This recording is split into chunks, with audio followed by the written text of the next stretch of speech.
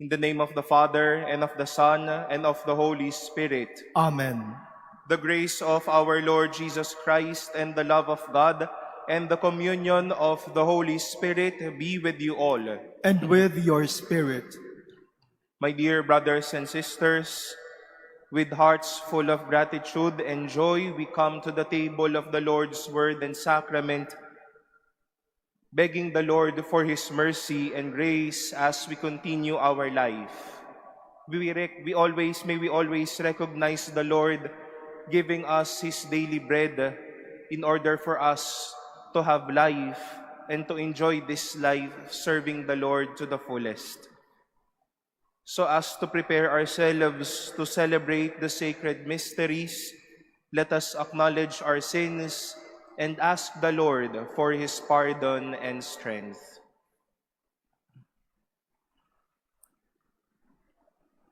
I confess to Almighty God and to you, my brothers and sisters, that I have greatly sinned in my thoughts and in my words, in what I have done, and in what I have failed to do, through my fault, through my most grievous fault.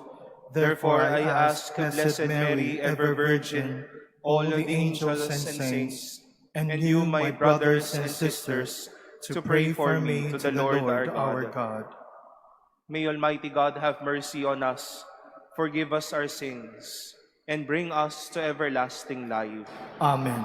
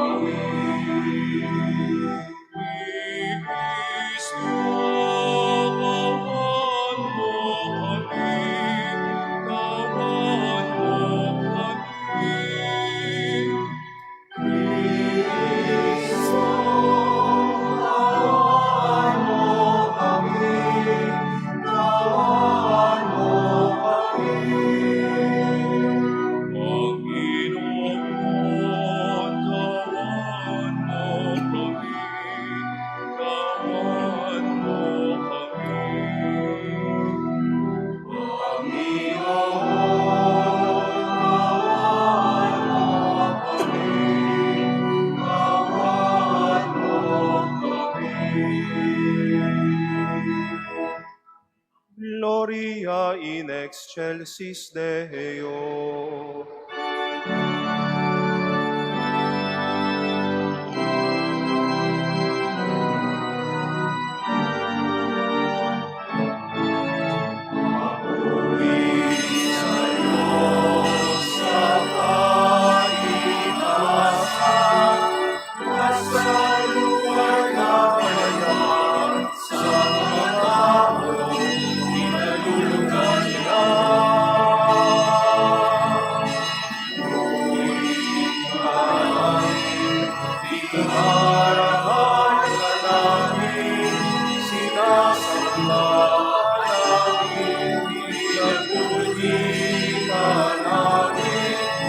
Sasalamatan ka namin dahil sa dakila mo ang kabulian, Panginoong Diyos. Hari ng langit, Diyos ang makapangyarihan sa lahat. Panginoong Jesucristo, Bukod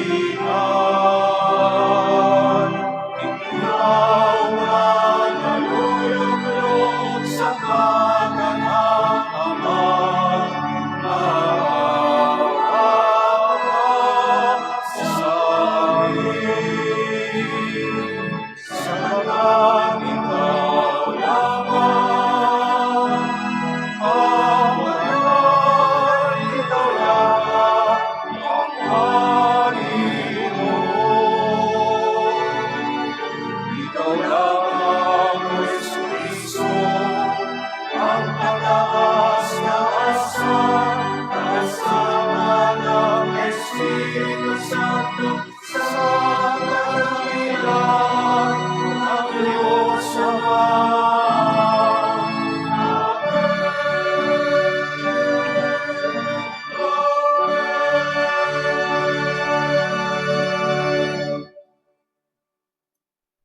Let us pray.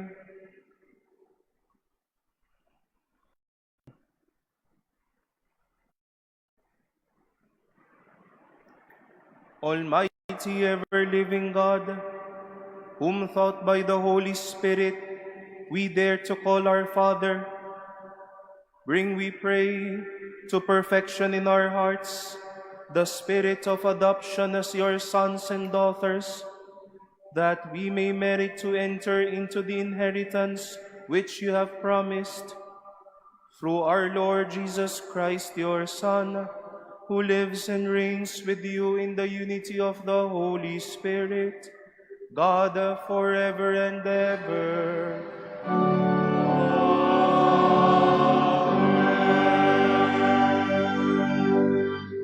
Please be seated.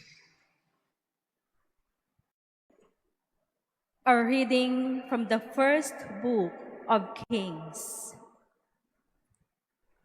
Elijah went a day's journey into the desert until he came to a broom tree and sat beneath it. He prayed for death, saying, "This is enough, O Lord, take my life, for I am no better than my fathers."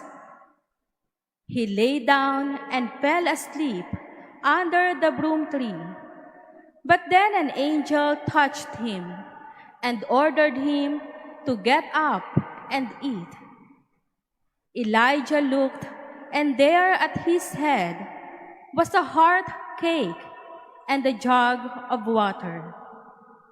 After he ate and drank, he lay down again. But the angel of the Lord came back a second time, touched him, and ordered, "Get up and eat, else the journey will be too long for you." He got up, ate, and drank. Then, strengthened by that food, he walked 40 days and 40 nights to the mountain of God, Horeb. The word of the Lord. Thanks be to God.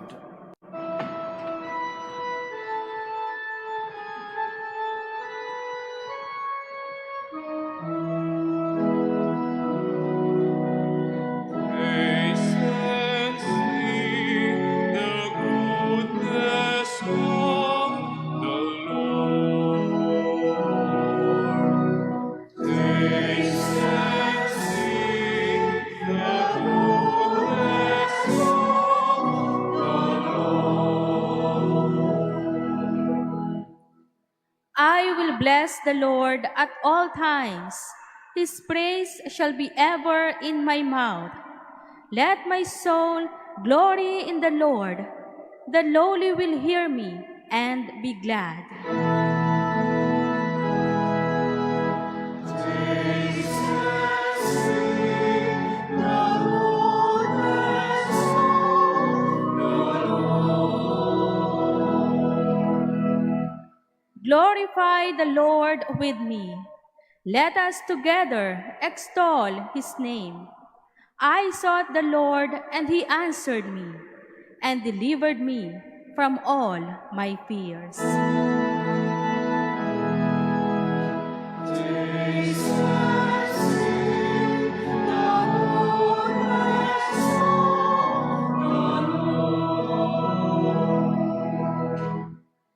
Look to him that you may be radiant with joy, and your faces may not blush with shame.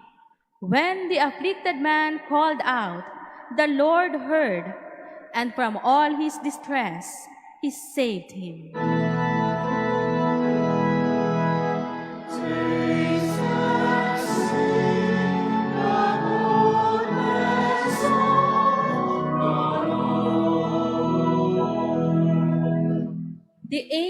the Lord encamps around those who fear him and delivers them. Taste and see how good the Lord is. Blessed the man who takes refuge in him. Taste and see, the Lord has done, the Lord. Taste and see, the Lord has done, the Lord.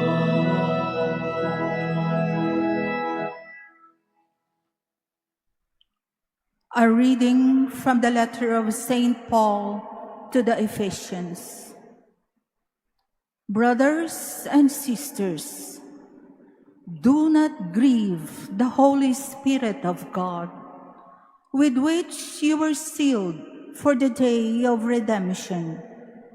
All bitterness, fury, anger, shouting, and reviling must be removed from you, along with all malice. And be kind to one another, compassionate, forgiving one another, as God has forgiven you in Christ. So, be imitators of God as beloved children, and live in love as Christ loved us and handed himself over for us as a sacrificial offering to God for a fragrant aroma. The word of the Lord. Thanks be to God. Please stand.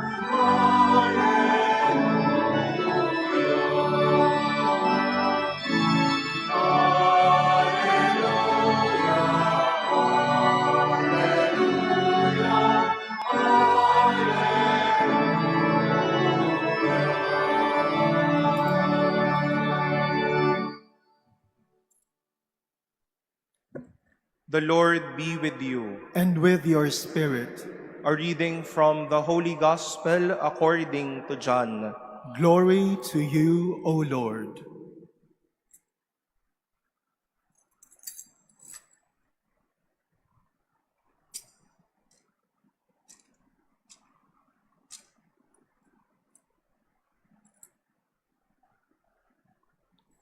The Jews murmured about Jesus because he said, I am the bread that came down from heaven.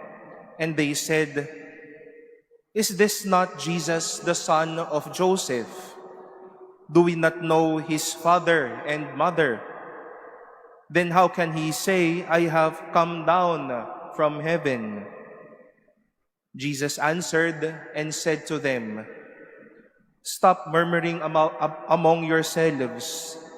No one can come to me unless the Father who sent me draw him, and I will raise him on the last day. It is written in the prophets, they shall all be taught by God. Everyone who listens to my Father and learns from him comes to me. Not that anyone has seen the Father, except the one who is from God. He has seen the Father. Amen, amen, I say to you, whoever believes has eternal life. I am the bread of life. Your ancestors ate the manna in the desert, but they died. This is the bread that comes down from heaven, so that one may eat it and not die. I am the living bread that came down from heaven. Whoever eats this bread will live forever, and the bread that I will give is my flesh for the life of the world.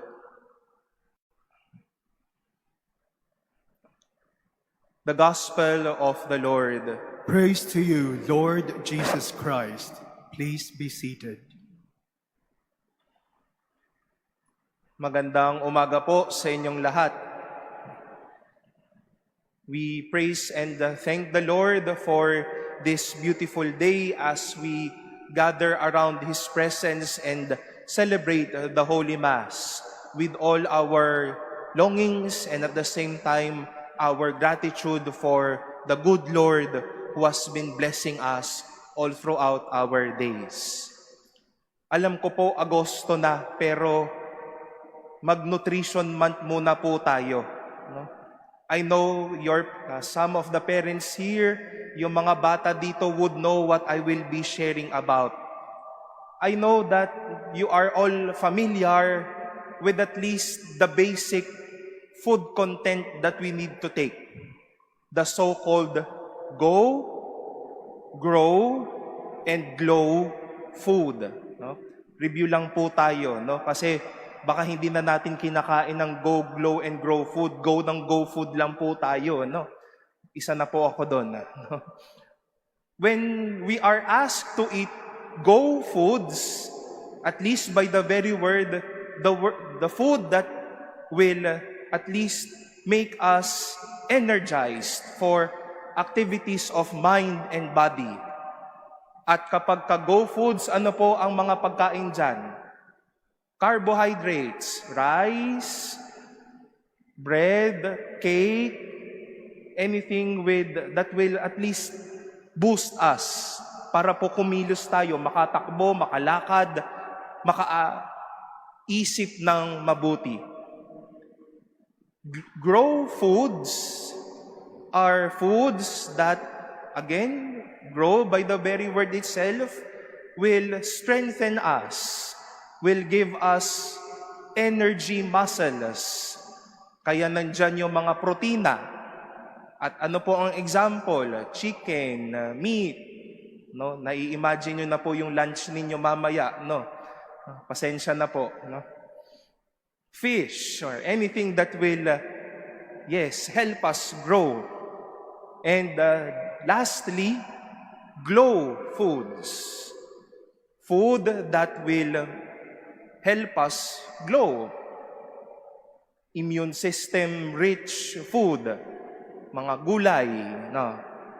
Mga bata, ilan pa po ba sa ating gusto pang kumain ng gulay dito? No? Mga prutas, no? Things that will make us glow and light in our daily life.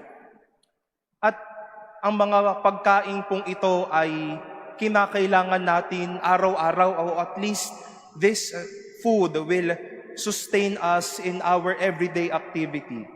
Because we work, you work, and walk to your work, you need your body to carry on things, to do your household chores. You need to glow so that you will be pleasing in appearance when you face somebody else. But as Christians, my dear brothers and sisters, whenever we would flock to the church, to churches every Sunday, and whenever we would partake of the bread every Mass, the Lord will definitely not only give us Go food only. This will not be enough only for our growth, not only enough for our glow. But whenever we would celebrate and eat the bread, partake of Jesus in the Eucharist, this will definitely help us go, grow, and glow. Balikan po natin yung naging kwento ni Elias the prophet Elijah in our first reading. Kung i-imaginein po natin, Elijah was in a way timid, walang buhay, papatay-patay, and he was awakened by this angel, and lo and behold, there's this earthquake. Kung gusto nyo pong i-imagine your earthquake is like hopia-like or mooncake-like food, tinapay, that would keep him alive. And definitely that cake, that bread, gave him that energy to go and work and walk 40 days and 40 nights to the mountain of God, Horeb. And lest we maybe not forget how the Lord will continue to remind us, this is the third Sunday that we've been hearing from St. John's Bread of Life discourse. How this bread will definitely give us life and have it to the full. And you know, my dear brothers and sisters, this is something that all of us may be aware once again, how the Eucharist will help us go, grow, and glow. Kitang-kita natin yan sa mga Kristiyanong ayaw magsimba. Kaya ano ang nangyayari? Walang pagsulong sa buhay, laging nakasimangot, laging walang saysay ang buhay dahil nakakalimutan nila humingi ng lakas kay Jesus sa bawat pagdiriwang. I know during the past 3 years of the pandemic, lahat po tayo nagkaroon ng certain longing to go to church and even receive the Eucharist. When I was still a pre-diaconal seminarian preparing for our ordination, na-assign po ako sa San Felipe Neri sa Mandaluyong. Naabutan ko po doon ang isang series ng lockdown during at least the Delta variant spread. So the church was locked. Kami lang po ang nagmimisa sa loob ng mga pari. And at least we are thankful for the LGUs of Mandaluyong na kapag mayroon pong mga tao sa patio ng San Felipe, they would at least allow them to hear Mass using the trompa, the speakers outside. Hindi naman po gaanong karamihan. Siguro may mga 50 or at least 70 people would go and flock to the patio. And our parish priest, our priest would ask me, dahil wala naman din pong mga lay minister noon, they would ask me to go out and distribute the Holy Communion for them. Kapag po tinatanggap ninyo ang Eucharistia, sinabi ni Father o ni Brother, the body of Christ, ano po ang sasagutin ninyo? Amen. But you know, to my surprise, I encountered this, in a way, 60-year-old man with all of his smile, with all energy and passion. Binigay ko po yung ostia. I said, the body of Christ, and you know what was his reply? Thank you. Alam niyo po, hindi ko po siya napigilan na, anong thank you ka dyan? Amen, ang isasagot mo. But I gave him the host, the body of Christ. Medyo hindi niya po agad kinain at gumilid lang siya. And he was really smiling a lot. I don't know what is happening to that man. Baka ilang buwan na rin po siyang hindi nakasimba. But I can see from his eyes and from his face that he is very happy to receive the Eucharist once again. And I was telling myself, ako araw-araw akong nagsisimba. Dadating ang punto, araw-araw akong magmimisa. Kapag ba nasa kamay ko na ang ostya, may ganun pa rin ba akong saya? May ganun ba rin akong glow kapag tinanggap ko na si Jesus? And I am sure that moment gave him the chance to go ahead of his life. That with all the pandemic stress and the pandemic anxiety, he was able to grow in his life and to glow in his daily life with his brothers and sisters. My dear brothers and sisters, we remind ourselves this Sunday, Jesus will always be here to help you go, grow, and glow. Sana po pagkatapos at paglabas po natin ng katedral, pagkatapos ng misang ito, I hope there will be in a way a certain transformation in us. Ilan po sa atin dito, linggo lang nakakasimba, kaya ito na yung energy bank natin para sa anumang haharapin natin sa Lunes hanggang sa susunod na Sabado, we have that certain energy to face them. We know for ourselves of our lack. Alam natin yung mga kahinaan at mga pagkukulang natin. Then, we have Jesus here to help us grow and to learn in our life. And once more, we know that we will be facing people who may need of our presence, who may also need of life. Appear to them with glow because you have Jesus in your heart and in your own life.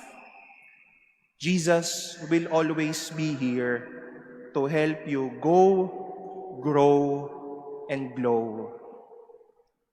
Remind others, be a missionary of this bread of life.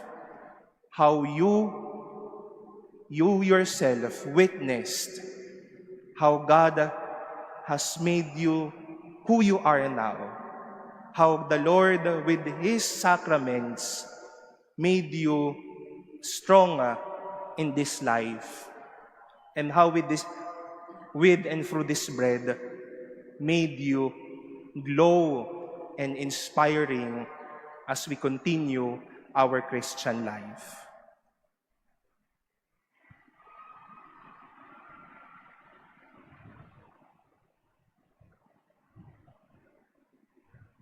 Please stand. Let us profess our faith. I believe in God, The Father Almighty, creator of heaven and earth, and in Jesus Christ, his only Son, our Lord, who was conceived by the Holy Spirit, born of the Virgin Mary, suffered under Pontius Pilate, was crucified, died, and was buried. He descended into hell. On the third day he rose again from the dead. He ascended into heaven, and is seated at the right hand of God, the Father Almighty. From there he will come to judge the living and the dead. I believe in the Holy Spirit, the Holy Catholic Church, the communion of saints, the forgiveness of sins, the resurrection of the body, and life everlasting. Amen. We are about to offer and receive Christ our Lord, that living bread which comes down from heaven. As the Father draws us to His Son, let us pray with concern for the needs of others. For every petition we shall say, Lord, hear our prayer. Lord, hear our prayer. That the Eucharistic Church may express its communion with Christ by a constant ministry of charity and mercy. Let us pray to the Lord. Lord, hear our prayer. That the Father may draw all the nations to the eternal reign of His Son. Let us pray to the Lord. Lord, hear our prayer. That those who see little need of God in their lives may be drawn back to the nourishment of the Eucharist. Let us pray to the Lord. Lord, hear our prayer. That we may recognize Jesus at this altar, giving Himself up in our place as a fragrant offering and a sacrifice to God. Let us pray to the Lord. Lord, hear our prayer. That the faithful departed who receive the bread of life may live forever. Let us pray to the Lord. Lord, hear our prayer. Let us pray in silence for our own intentions as we continue to lift up to the Lord all of the prayers offered in this Mass and our prayers for each other.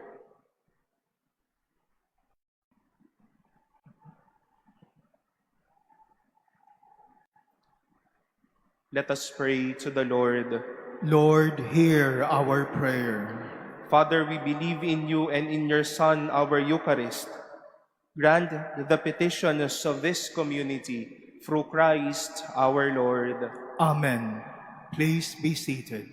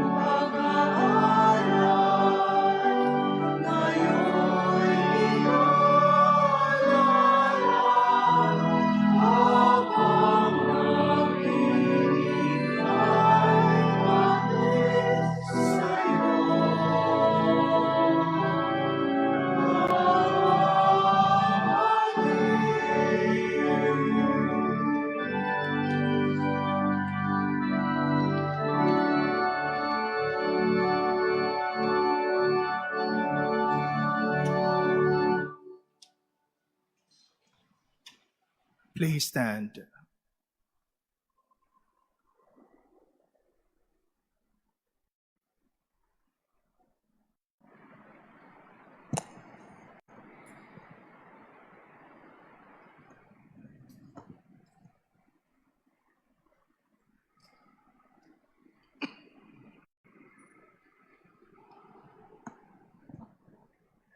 Pray, dearly beloved, that my sacrifice and yours may be acceptable to God, the Almighty Father. May the Lord accept the sacrifice at your hands for the praise and glory of his name, for our good and the good of all his holy church. Be pleased, O Lord, to accept the offerings of your church For in your mercy you have given them to be offered, and by your power you transform them into the mystery of our salvation. Through Christ our Lord.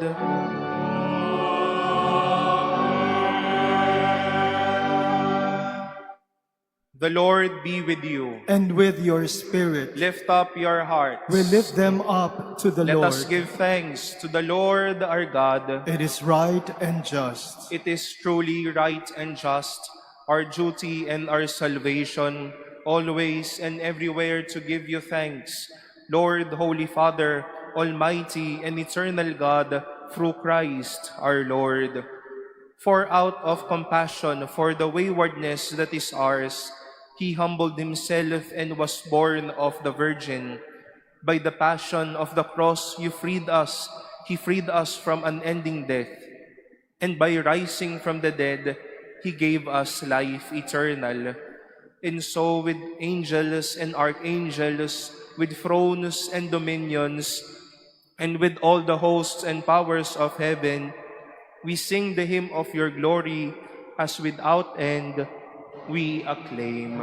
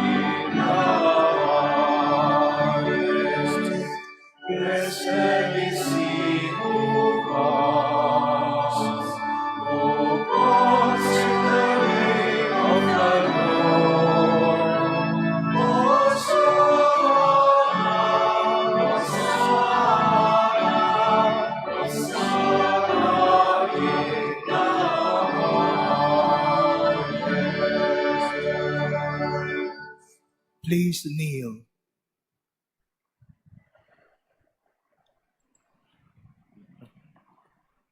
You are indeed holy, O Lord, and all you have created rightly gives you praise. For through your Son, our Lord Jesus Christ, by the power and working of the Holy Spirit, you give life to all things and make them holy.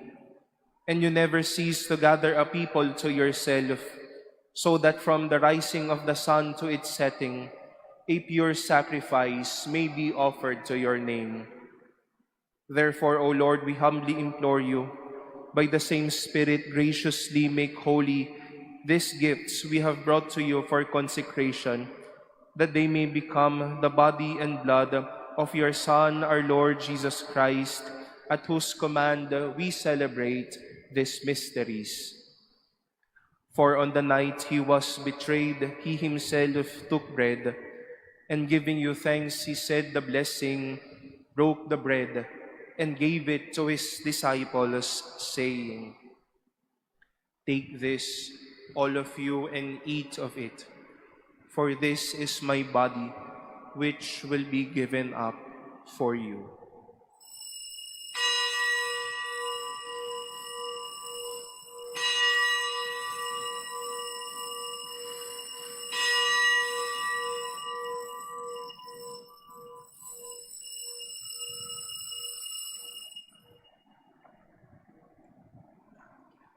In a similar way, when supper was ended, he took the chalice, and giving you thanks, he said the blessing, and gave the chalice to his disciples, saying, "Take this, all of you, and drink from it, for this is the chalice of my blood, the blood of the new and eternal covenant, which will be poured out for you and for many, for the forgiveness of sins. Do this in memory of me."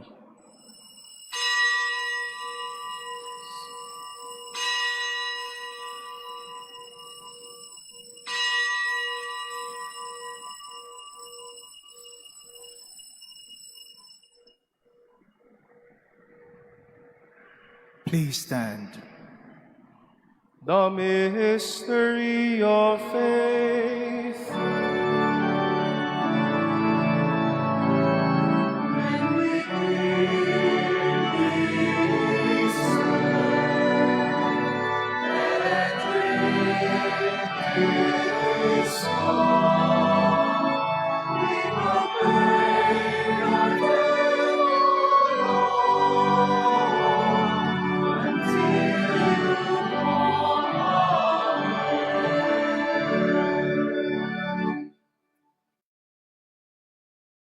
Therefore, O Lord, as we celebrate the memorial of the saving passion of your Son, his wondrous resurrection and ascension into heaven, and as we look forward to his second coming, we offer you in thanksgiving this holy and living sacrifice.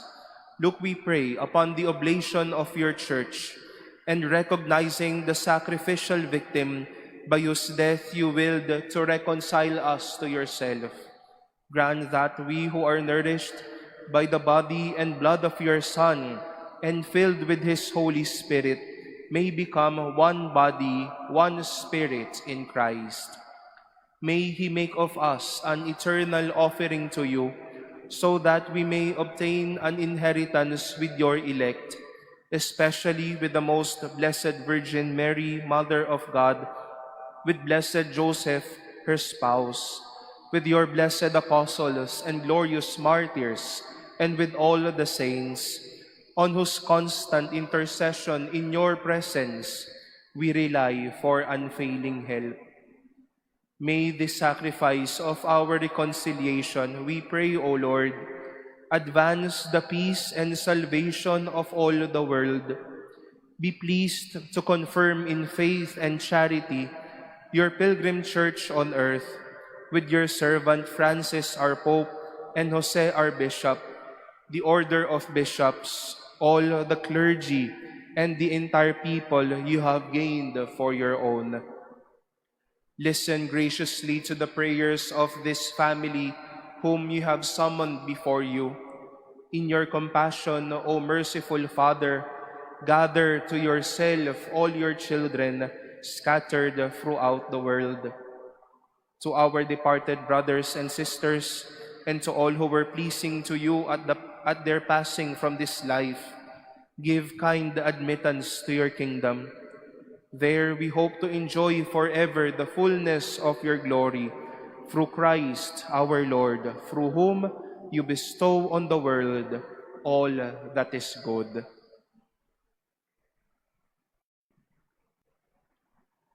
Sa pamamagitan ni Kristo, kasama niya at sa Kanya, ang lahat ng parangal at papuri ay sa iyo, Diyos Amang makapangyarihan, kasama ng Espiritu Santo, magpasawalang hanggan.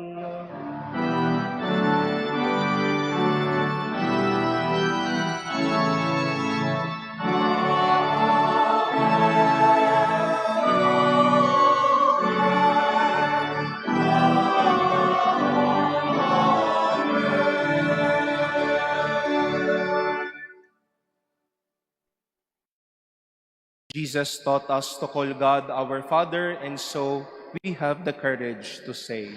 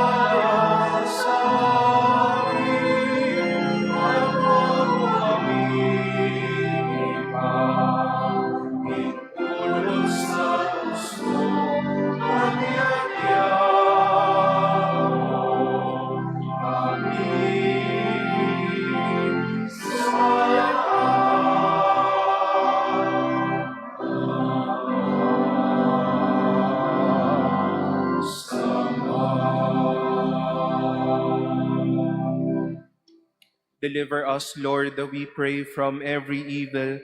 Graciously grant peace in our days, that by the help of your mercy we may be always free from sin and safe from all distress, as we await the blessed hope and the coming of our Savior, Jesus Christ.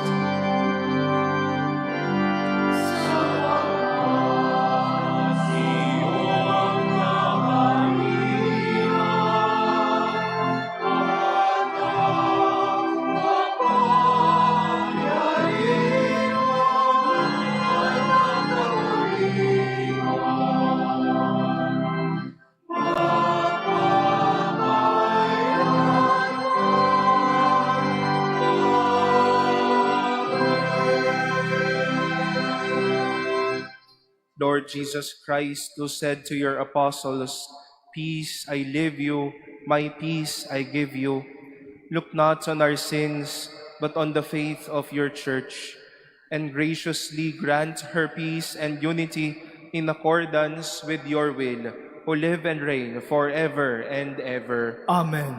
The peace of the Lord be with you always. And with your spirit. Let us offer each other the sign of peace.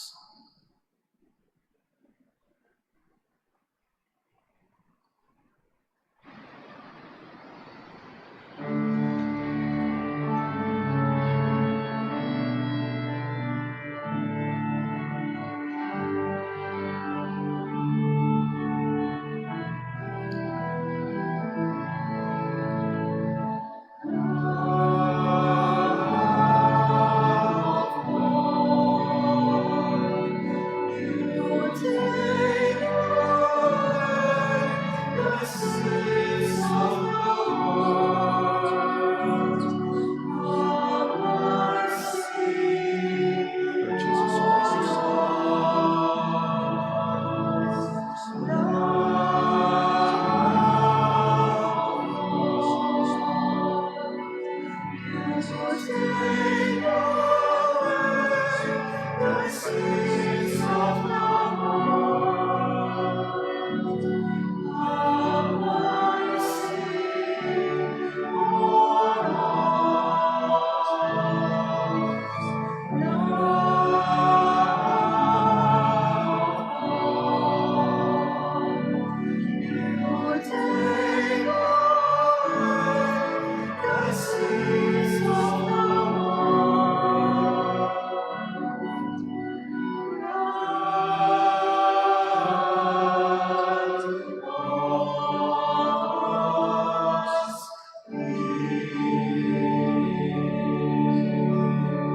Please kneel.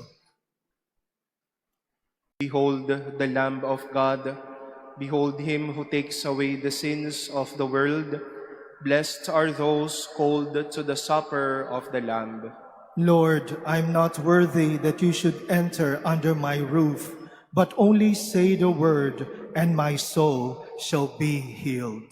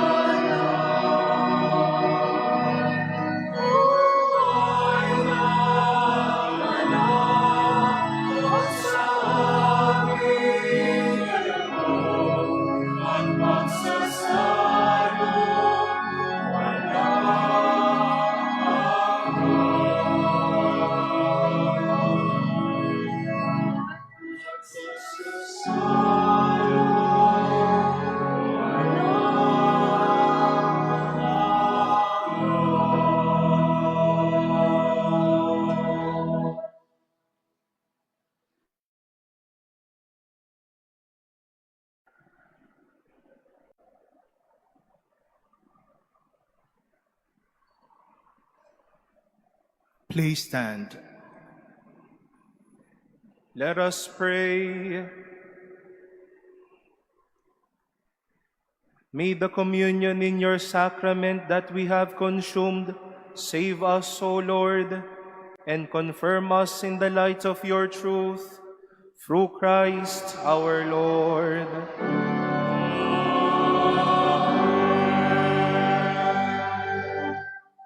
Let us now pray the Oratio Imperata for peace. Together, God, our Heavenly Father, Lord of peace and justice, we humbly come before you during this time of escalating geopolitical tensions in our part of the world. Through the years, you have sustained our faith in you as a nation. It is our faith in your divine providence that has made us survive the countless natural and human-caused calamities that have come our way in our history as a people. Spare us, Lord, from the horrors of war. Hear our pleas as we cry out to you. Have mercy on us, Lord. Rescue us from the malevolent forces that influence world leaders. For we believe that our struggle is not against flesh and blood, but against the rulers, against the authorities, against the powers of this dark world, and against the spiritual forces of evil in the heavenly realms. We pray for our leaders, entrusted with making crucial decisions for our nation. We place all our hopes in you, seeking your forgiveness and mercy, for the times when our fears and suspicions have tainted our perceptions with ethnic biases and prejudices verging on racism. We earnestly pray, Lord, that you make us instruments of your peace. Where there is hatred, let us bring love. Where there is injury, pardon. Where there is doubt, faith. Where there is despair, hope. Where there is darkness, light.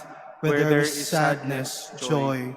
Through our Lord Jesus Christ, your Son, who lives and reigns with you in the unity of Holy Spirit, God, forever and ever. Amen. Our Lady, Queen of Peace, Pray for us. Saint Michael the Archangel, Pray for us. Saint Joseph, Pray for us. Saint Francis of Assisi, Pray for us. San Lorenzo Ruiz, Pray for us. San Pedro Calungsod. Pray for us. We thank all of you for being here as we celebrate our Sunday Eucharist. We thank all of you for your presence and your love as we continue our journey. And I thank you for not saying thank you a while ago, but saying amen when the brother gave you the body of Christ. Natakot po ako, baka mag-thank you kayo mamaya, kanina. And buti wala. No? And please be assured that this body, this bread that we continue to receive will help us and definitely bring us to our experiences and make us go, grow, and glow in this life. We thank our Manila Cathedral servants for assisting us in this celebration. We pray for them as well this afternoon. They will be renewing their commitment in their service to our church, particularly to the Manila Cathedral. And we thank in particular our brothers from St. Pius X. Sila po ay mga taga-Paco, Onyx Paco sa kanilang paglilingkod. Maraming salamat po sa inyo.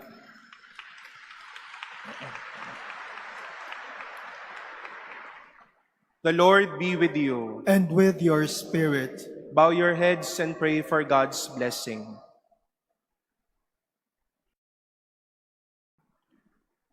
May God bless you with every heavenly blessing, make you always holy and pure in His sight, pour out in abundance upon you the riches of His glory, and teach you with the words of truth.